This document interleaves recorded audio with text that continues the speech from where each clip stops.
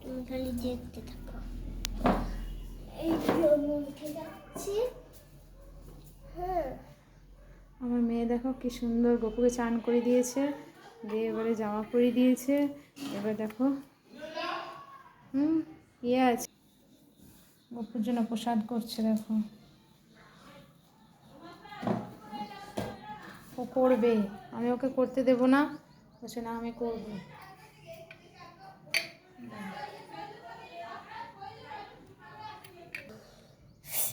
যা একটু পড়ে গেল, ঠিক আছে। সবটাই হরে কৃষ্ণ, সবটাই পড়ে গেল।